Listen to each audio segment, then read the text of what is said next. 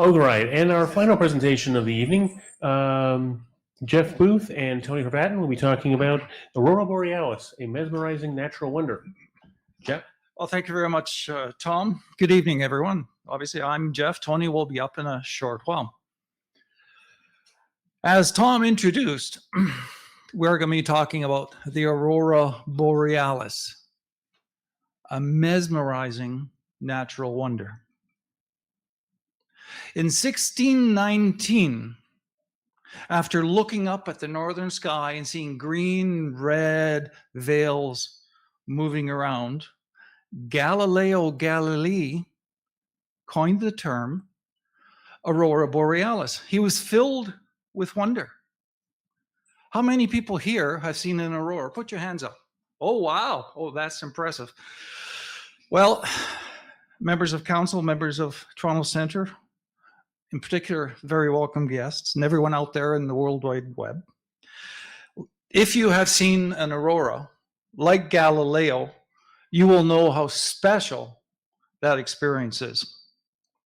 This photograph was taken from the north deck of your ECCAR Astronomical Observatory in early August 2019. Not bad. What do you think? Pretty good? Yeah, pretty good. Okay, so this is a pretty decent photograph of the aurora. But, give me a thumbs up. Thank you very much, young man. But this is what four of us saw from that very same north deck, May 10th last year.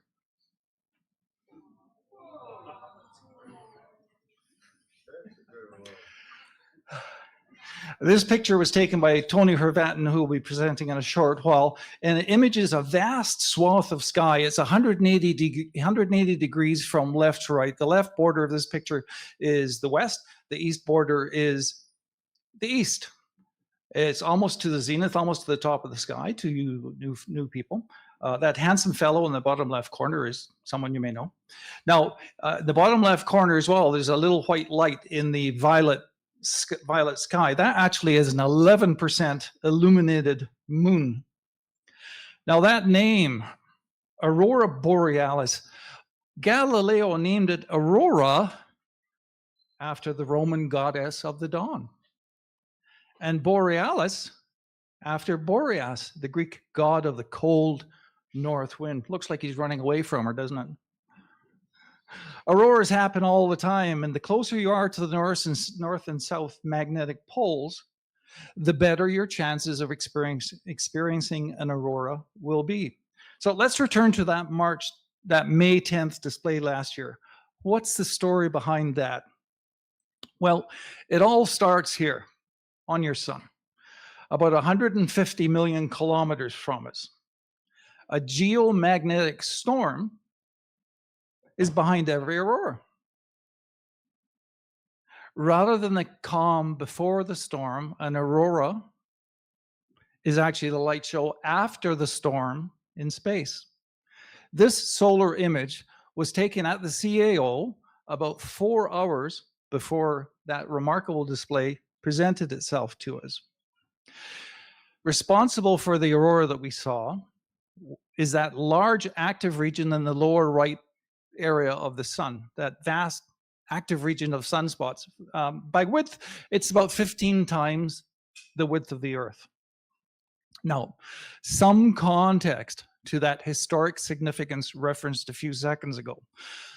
4 of us were at the ECCAR Astronomical Observatory last May around the same time as that immense region of the sun that you're now familiar with was particularly active. While we were there, we had a superb display of the Aurora Borealis, the northern lights all around us.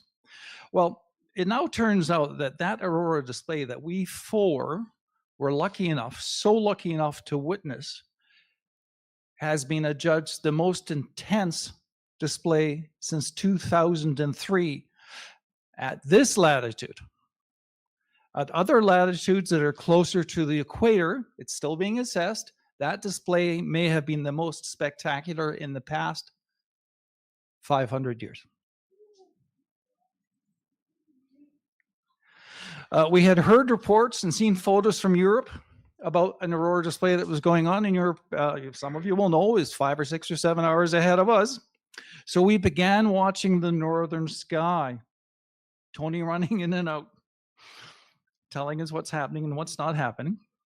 Well, the aurora showed up, I think, in Tony's first photographs. He's shaking his head, yes, as a strange marbling before it really became evident to your naked eye.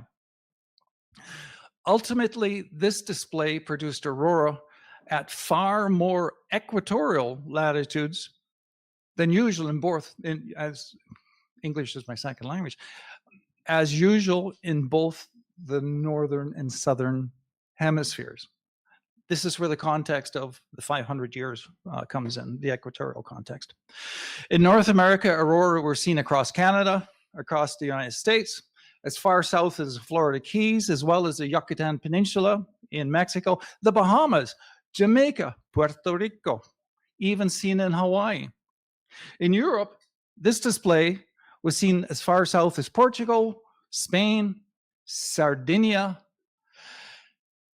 And if you're in North Africa, in Algeria, and look north across the Mediterranean, this is what you would have seen. People in Algeria saw it. There's Algeria for you.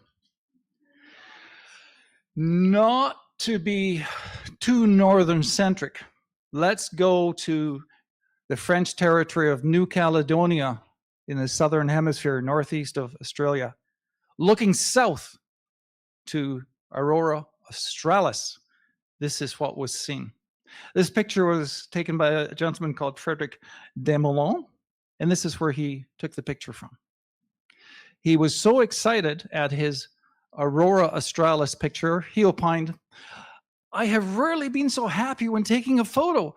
I could see the red color of the auroras with my naked eye." Well, he was backed up in that opinion by none other than the New Caledonian Astronomy Society, who said these photos were a first for that French territory. A first. Now, if there's a display in the northern hemisphere, there is an equal display in the southern hemisphere. It's just the way it works.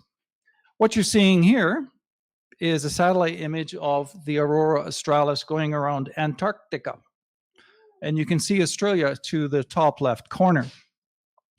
A few minutes ago, I referenced a remarkable series of eruptions on the sun surface 2 days before we saw the aurora here. Well, this is a NASA video. It's an 8-second video of the sun on May 8th. If you look at that area below center, that is where all those eruptions happened. So this is an 8-second video, and it represents several hours of solar activity. We're going to watch this 8-second video, and then it's going to replay slower. See if you can see those eruptions. See if you can see those eruptions which sent huge streams of charged particles towards our Earth. See them? Those flashy things? That's them.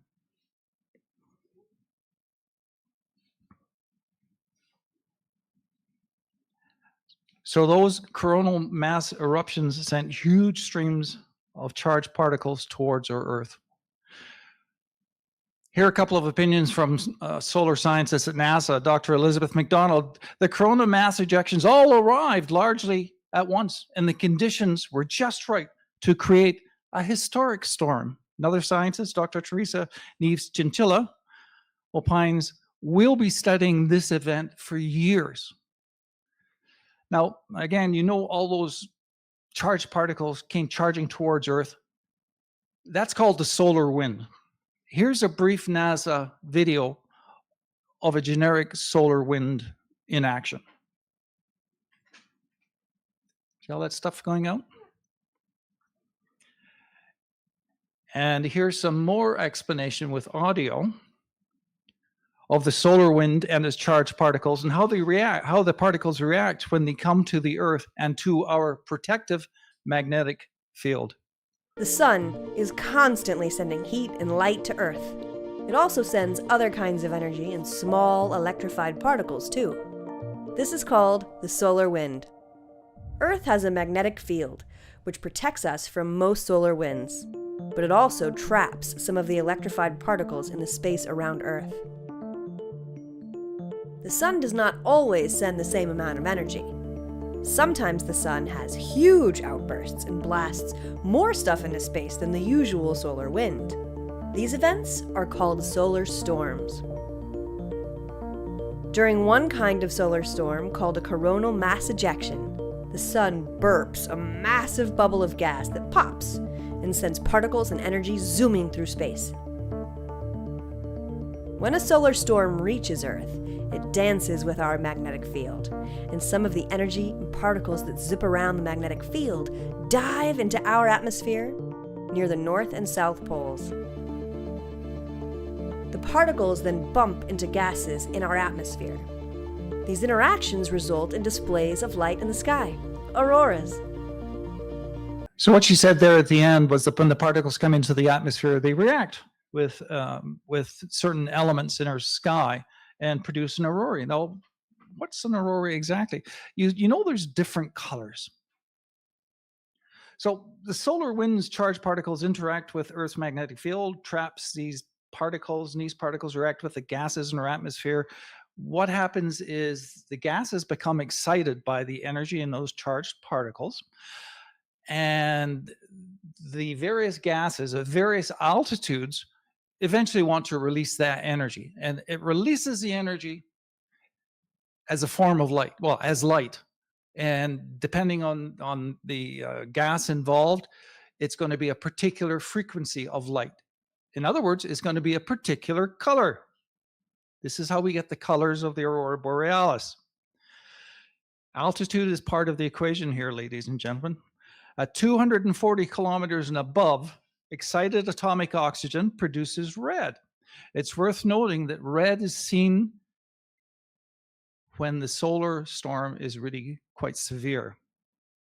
So you don't see it a lot. But last May 10th, from the Carr Observatory, someone took this picture looking north. Whoop! Look at all that red in the sky. Look at that aurora. Red everywhere. How do you get green? Green and red, by the way, are the most common colors. Green's, I think, the most common color.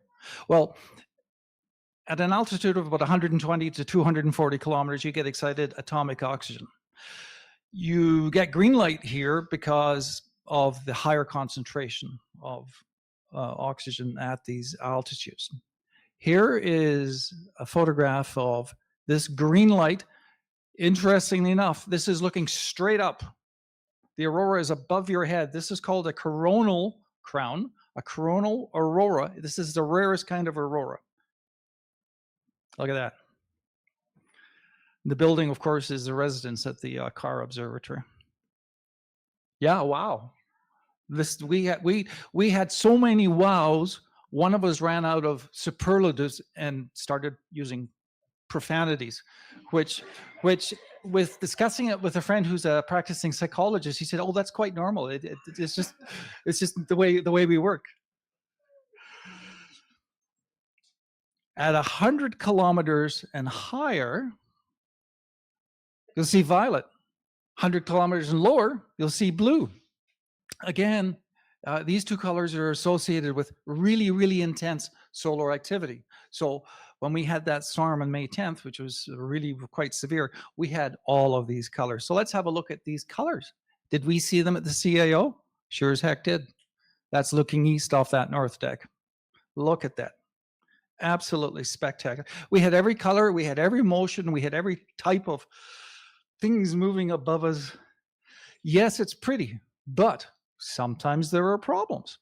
For example, in the Midwest, especially in the US, this solar storm interrupted some radio frequencies that are associated with GPS used in serious agriculture. And as a result, some very large agricultural operations that run their machines with GPS had to shut down operations for several days.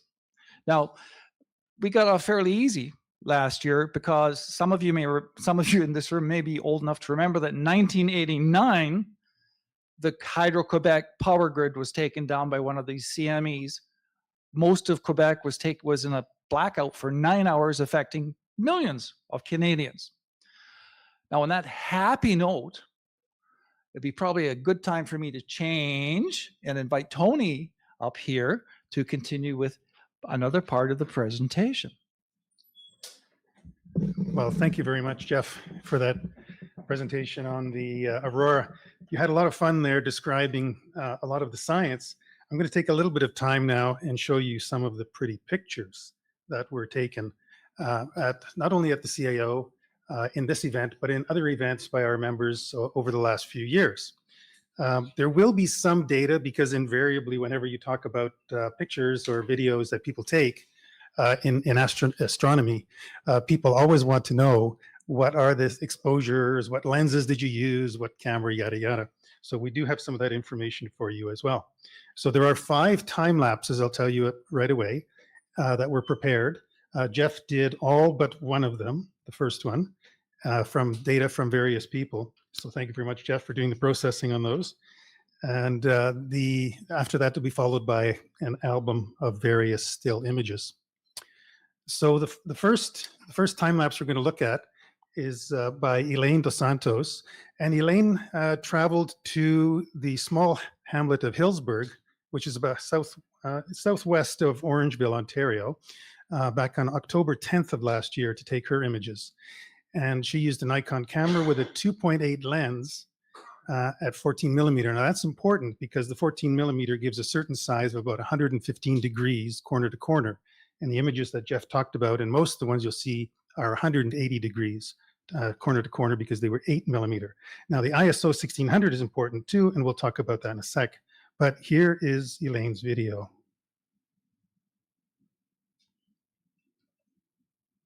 So this video is 24 seconds long, but it's actually a 20-minute aurora. And why that's important is because Elaine took many, many photos to get this 20-minute aurora, but it's compressed into just 24 seconds.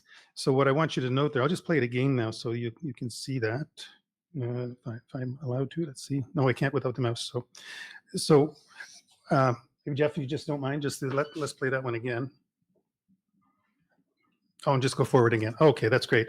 So what I want you to notice is how quickly the shapes change as they step through the various frames of the video. And why that's important is if you're going to set up a time lapse doing this in the future, you want to be able to manage the length of each exposure and what's the balance, I suppose, of the aperture and the ISO. And that'll come clear in the next video, but just want you to notice that one is fairly rapid. So the next one we're going to show you is of the coronal aurora that Jeff introduced as very rare, and that's the one that's up overhead. And so this was shot with a Canon T5i and an 8 millimeter lens, but this one was 15-second exposures, and Elaine's were very short at 2 seconds. So you'll see the difference now. This is processed into a 93-second video, and let's have a look. All right, again, so you see the different colors that Jeff was talking about, but when it's auroral and it's overhead, there is a different perspective. You're looking up from underneath at the aurora instead of looking at it to the horizon from the side. And we'll talk a little bit about that in the slides coming up.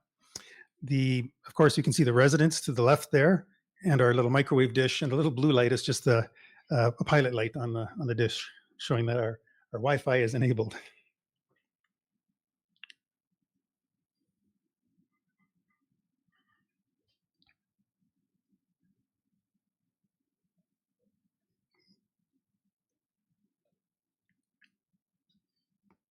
And it's just about finishing now.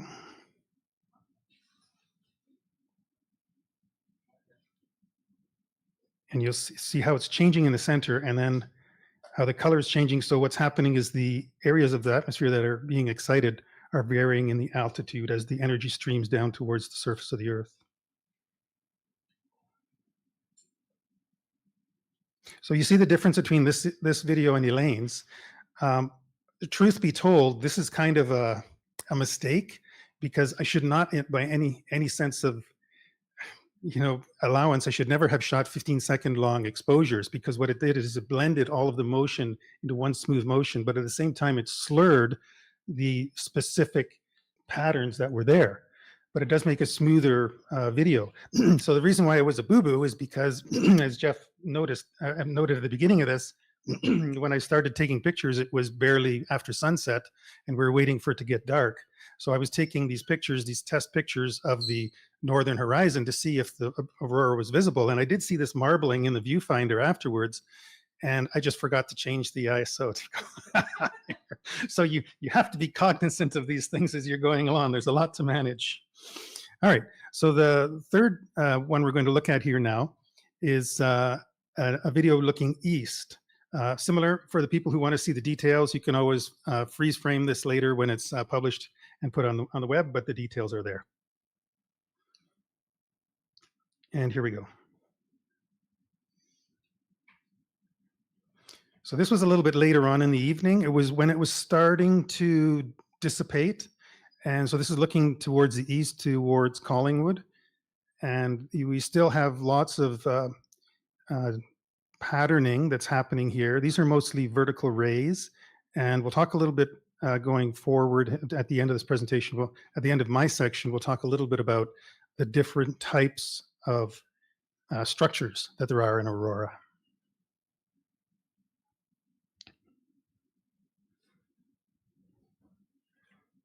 There we are. Okay, and then I believe this is going to be number 4. So this is looking northwest. This one is now actual speed. It's only a 28-second video. And again, the tech details are there for those who are interested.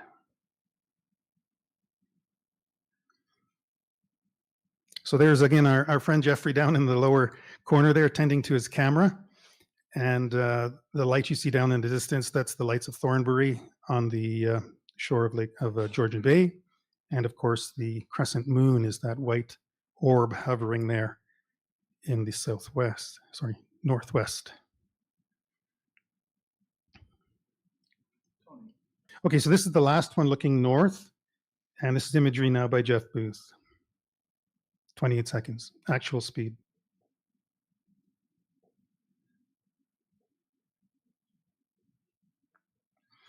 So what you're seeing here is mostly rays, and there is some arc.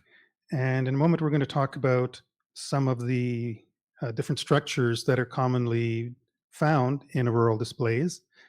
And this has to do with the way the particles are streaming down and hitting the atmosphere as they are inbound from the sun. All right, and it looks like we have one more video. Sorry, this is the 5th one, looking northwest.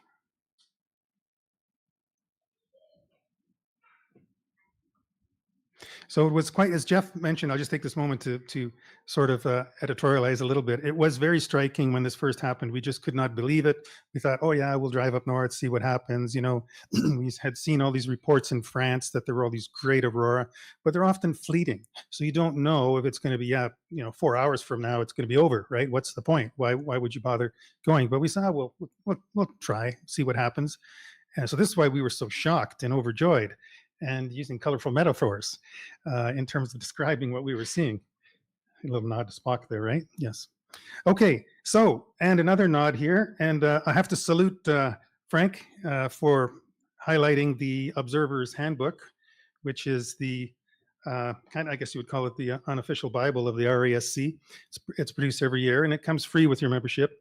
This page is lifted from page 188 of the book, and it shows us hand sketches of the various common auroral forms. So the top section is homogeneous. The second section really is rayed. And then there's pulsating, and the bottom would be the irregular kind of glows. So we saw pretty well, I would say, I don't think we really saw flames in this one. We didn't see anything that was pulsating the way that it's expected. I did see I have seen spot pulsating in the past in other displays, but this display that I saw was the finest for sure in my astronomical career. How many people here were at Mew Lake Algonquin Park in September of 2001 and saw the display there? Yeah, okay, Dennis, you as well. And I know Grace, my wife at home who's watching, was also there. That display, for many years when I'm doing EPO and outreach and talking to people about astronomy, that display was in my top 2, maybe 3 astronomical experiences in my lifetime. So this one is sort of booted that one down the rung a little bit, but maybe why that one might have been better is because there were 200 people out on the grass in Mew Lake ready for an evening of observing with us astronomers. And all the astronomers are going, oh, grumble, grumble. Oh, it's not getting dark. It's not getting dark. What's happening here? You know, it's like, damn, you know, we got all the scopes set up and everything. And it became obvious there was this auroral display. And picture this, it's Algonquin Park, new moon weekend, no lights. I was able to walk along the beach, stepping over and around the people lying on the ground, looking up at the aurora. And I could clearly see the colors of their clothes and the expression on their face by the light of the aurora. That's how bright it was. That was just magical. So as you can see, these types of events can be very magical. So we should try and pay attention to try and find them. So now we're going to spend just a few minutes and look at some photos. All right, so this picture was taken by Richard Sewarts, who has a cottage up in the Tobermory area, so he's very lucky to have access to these types of places. This was June 27th in 2024. He did this with a Nikon D7000, 16 millimeter lens. And the details are available on this if people would like. This was a 10-second shot at ISO 3200. All shots have been on tripods. You cannot handhold any of these things because of the long exposures. So this picture actually deserves special mention, also by Richard Sewarts at Tobermory, but this one was published in Sky and Telescope. And so because at the lower left, you have Comet Pan-STARRS, the Andromeda Galaxy, and the Perseus double cluster. But this is a very fine picture. You would consider this an absolutely excellent aurora in normal times, really. So, all right. So this picture was by Claudio Oriani, who's often an EPO volunteer at the DDO. And he took this with his Samsung smartphone, a Galaxy S24, 1/4 second ISO 3200 with an f1.8 aperture, which means how big the lens was open or closed, and definitely on a tripod. Now, this was October 20th, 2024, the same night that Elaine dos Santos did her time lapse in Hillsburg. Another shot by Claudio in the same night, a little bit wider field, so you can see the dome on the admin building. And again, a Samsung smartphone. Now, these are processed a little bit. That's not right out of the camera, but with processing, you can enhance some of the definition and boost some of the colors. So all of these that you're seeing now have been slightly processed, but I'm going to show you some pictures towards the end that show you what is the difference between out of the camera and the final presented ones. Pardon me. All right, so this is a picture of the at the CAO. The University of Toronto has their own clamshell dome there, the Dunlap Institute for Astronomy and Astrophysics. And they were very happy to receive this picture that Jeff took, and it's posted there. And I believe they also use it in their astronomy summer course as well. Here's a shot of the coronal aurora.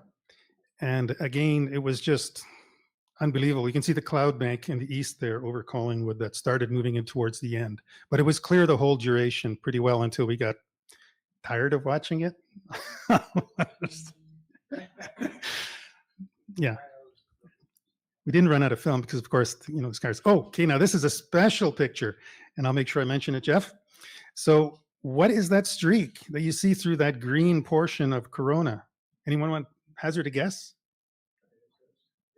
ISS, full marks. That's what it is. Yeah, that's the International Space Station. So what are the chances that you're here taking this picture, looking at the sky, and here's the ISS making a flyover? So the ISS, and Dennis did mention it earlier on, can be predicted when you can see it in the sky. It's very easy. It's very bright. and it proceeds very slowly and very methodically across the sky, always sort of from the northwest towards southeast. So this can be seen even in Toronto very easily. So it is worthwhile to try and look that up. There are many websites that can predict when you can see that. Yes, the crew of the ISS would see the aurora, but they're not looking up. They're looking down or across the globe. Yes, they would see the aurora. And there are many videos on the internet of the aurora from space. So for photographing the aurora, what to do? We're not going to spend a lot of time here, but there's always people who are interested. And you should really be aware, because if you're caught someday out there and there's an aurora happening, you should have some kind of an idea of what to do. So there's a couple of tips that we can give you. And that is, generally, it has to be as dark as you can make it. You have to get away from the city, because the October 10 one, I couldn't get out of the city. I went to look at it from where I live in West Toronto. I couldn't see it. It was, yeah, you could see something moving, but there really was no definition. I even took pictures. It was not worth my time to do that. So you have to get out of the city, get a good northern horizon, because the poles, the magnetic poles, concentrate on the northern pole for us here in the northern hemisphere. So you want to look towards that direction generally. And when you're there and you get set up, you want to make sure that you protect your eyes from white light. We say have dark adaptation. So that means you want to stay away from white lights, including your cell phone. If you're going to be able to take an aurora that's showing on the northern horizon, move around and try and get different kinds of objects in your foreground, as Jeff did with the U of T dome or the house or the other modal observatories that are there, to give it some interest and some scale. And this is, I'll mention it here now, this is one reason why a lot of authorities on aurora photography don't like to go below f2.8, more or less, for your aperture, because what can happen is if you go too low, then it's very difficult to have enough depth of field to have your foreground object in focus as well as infinity of the aurora. So if you have it really wide open, you may not get a good sharp image of your foreground, because you really want to focus on infinity of the aurora. So as we mentioned, a tripod is an absolute must. You must have the tripod. Now, a remote shutter release is very handy. Brought this little doohickey in. We've talked about intervalometers. This is an intervalometer, and it plugs into the little port on the side of your camera.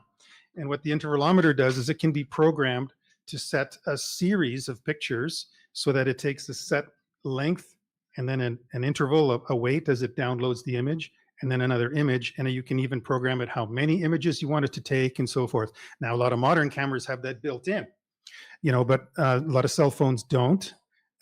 So that way you're allowed to take a string of multiple images that you can later use for processing to make a movie like you've seen here. Manual focus only, we say, because of course, if you have an automatic camera, it sometimes what it does is it searches. It doesn't know, is it okay now, is it far or is it near? And we've all seen videos where it's very annoying that the focus is coming and going. So use manual focus only. A lens hood, which keeps the dew off sitting on the lens, because if you're out there a long time, your camera's going to get wet, and if a lens with dew on it is pretty well useless.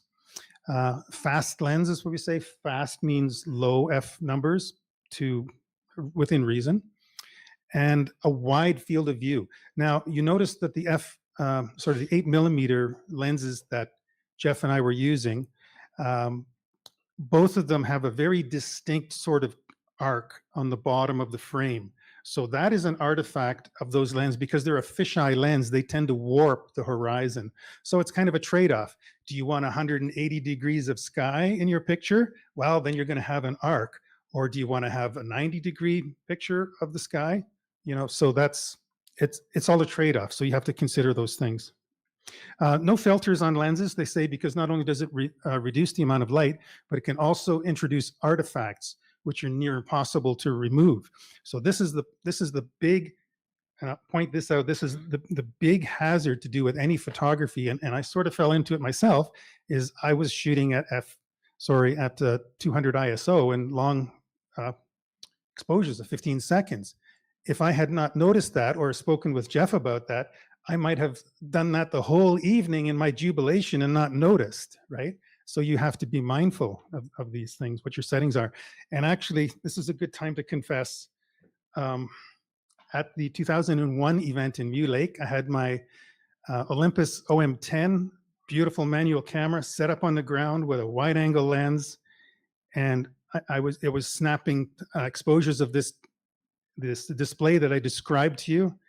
When I got home, I found out, so much to my dismay, of course, at that time it was on Ektachrome because I didn't have a digital camera back in 2001. I had inadvertently in the dark stopped the lens down to f32. So my friend Dave Sage tried so hard to try and recover images, but yeah, no. So just saying, you know, it's not for the faint of heart. Anyway, so exposures. So here we talk about exposures, and I won't spend a lot of time of this. People want to dissect what's happening here.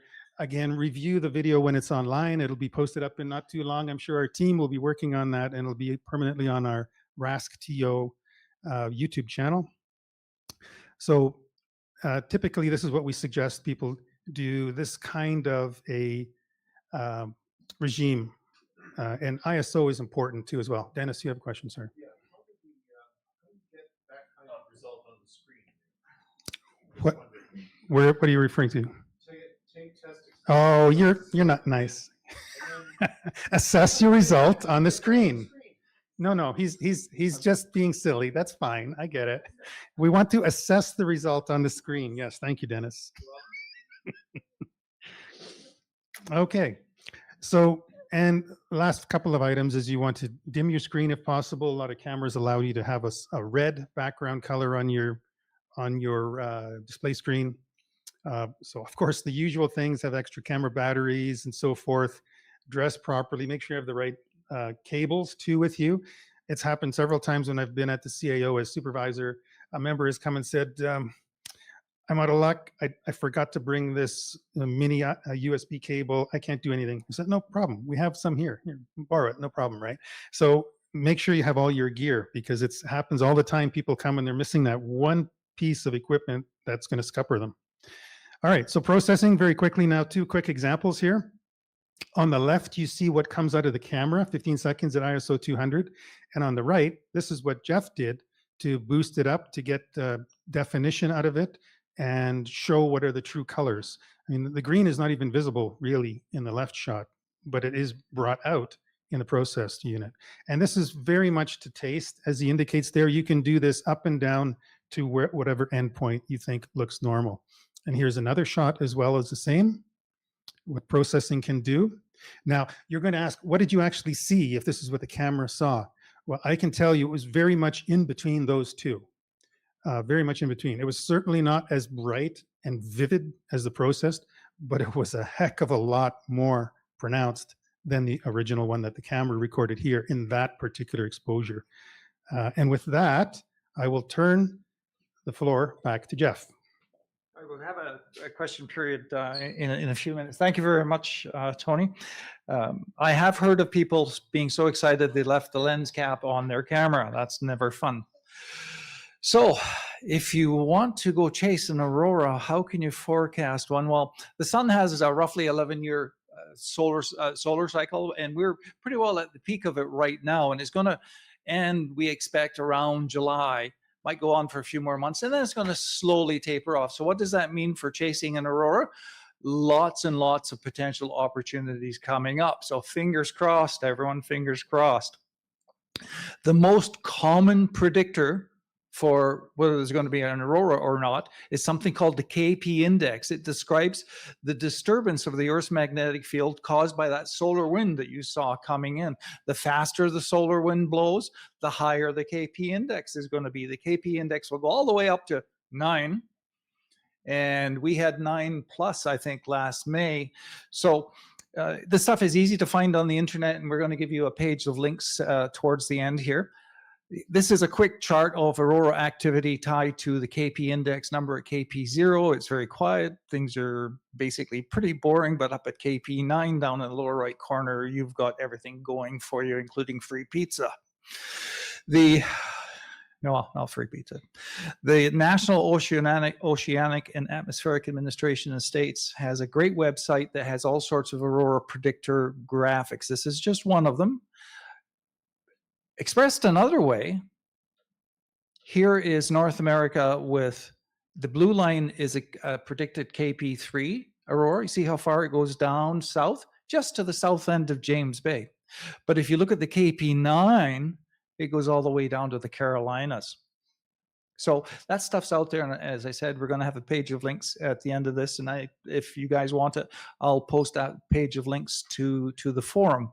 Now, one of the controversial things for years about Aurora Borealis is, are there sounds associated with them? It's been controversial because there's been no hard evidence for it.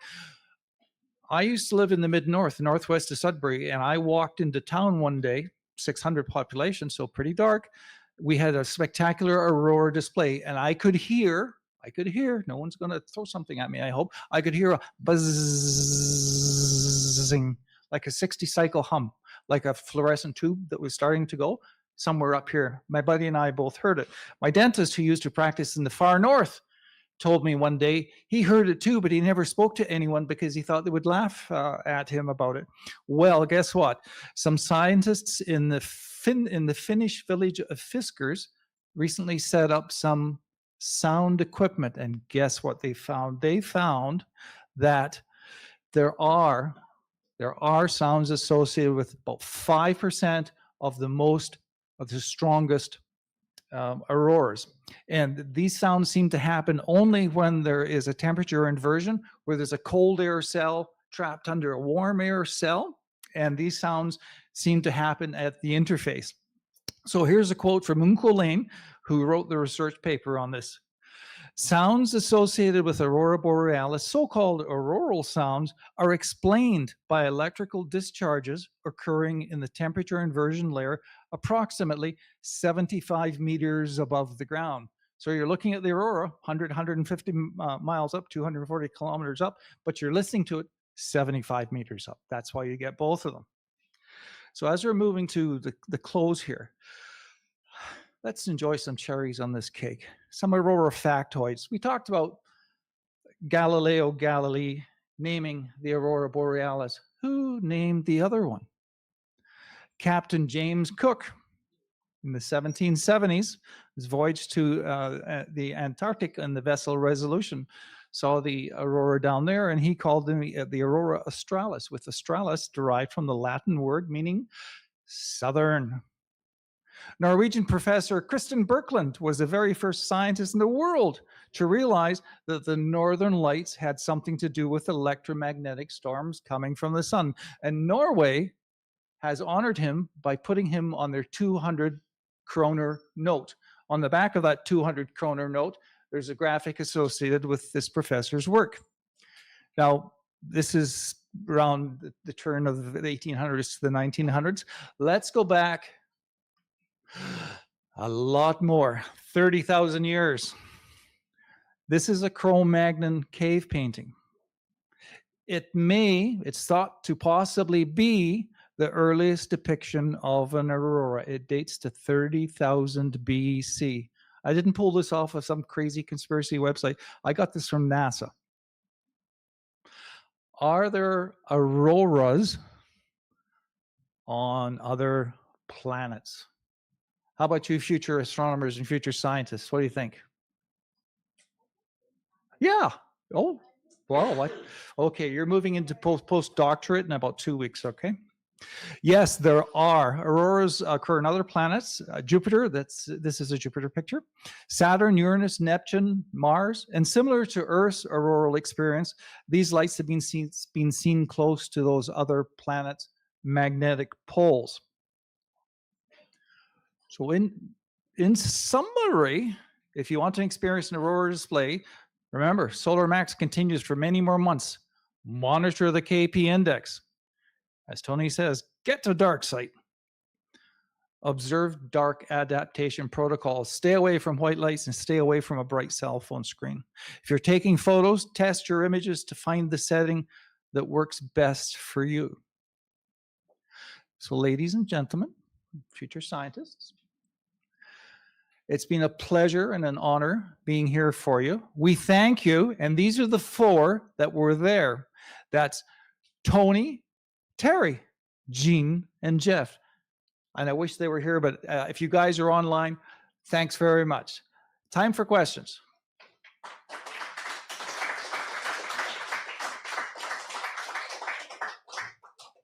All right. So, first of all, I have the mic, so I'm going to make a comment.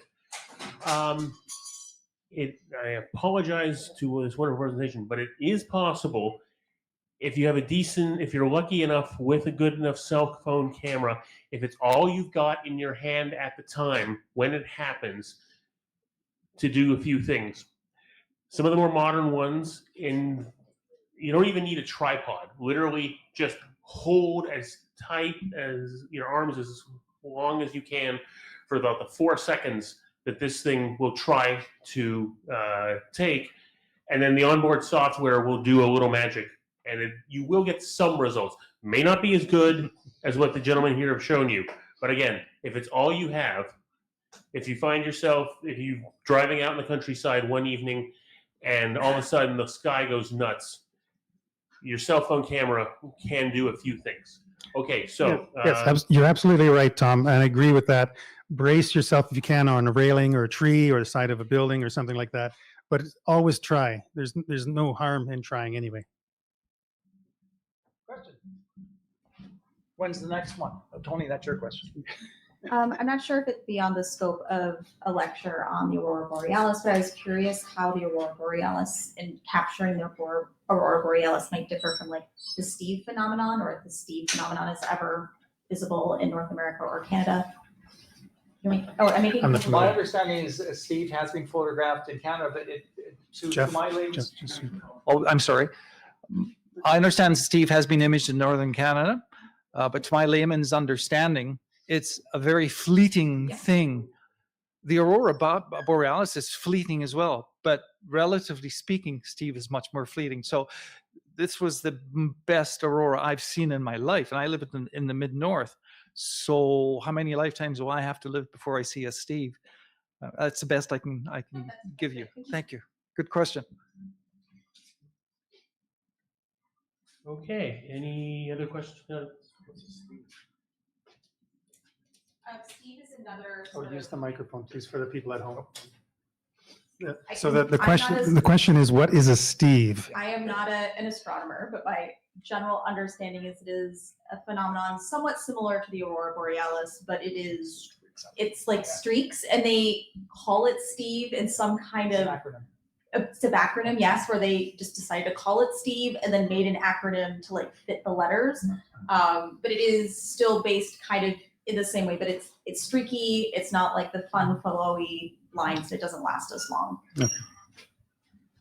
When Tony presents the post-grad lecture on this, he'll talk about the Steves. Okay, seeing no more questions in the room. Any questions online? A couple of comments.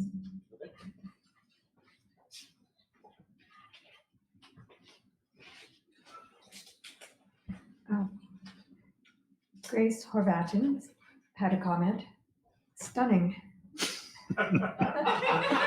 Gee, thanks, Grace. I think she was referring to Jeff's part of the program, though, clearly. And Wonders of the Sky, which is Claudio, said, love your mention of Greek mythology, Jeff. Glad to present your stuff as well, Claudio. Your photography is magical, and I wish we could see more of it. And I know you do present, but we look forward to seeing more of that. Thanks. Claudio, thank you very much. And I should give some context to the audience here about Claudio's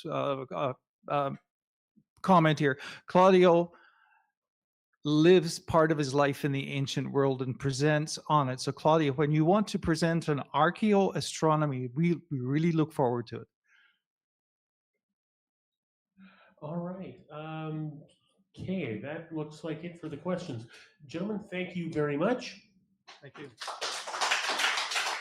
And that concludes the presentations for the evening. We're just going to have a quick flip over to fun facts while we get the announcements up for the end of the show.